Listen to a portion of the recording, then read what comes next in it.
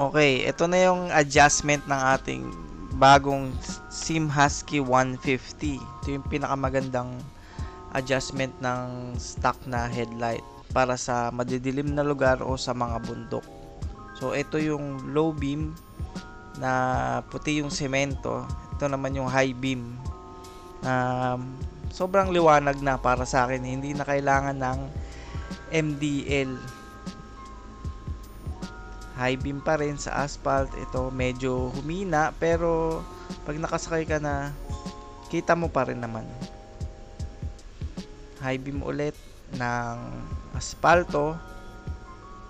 Ito low beam. Kita mo pa rin yung daan. Hindi siya yung sobrang dilim. Kitang-kita mo pa rin.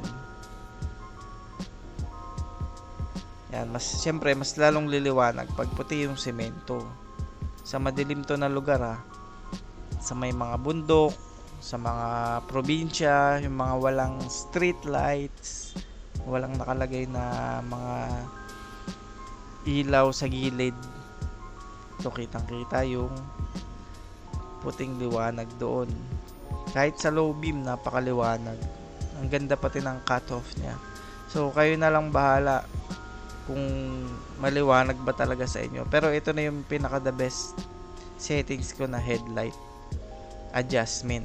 So next video tuturo ko kung paano mag-adjust ng headlight sa Sim Husky 150.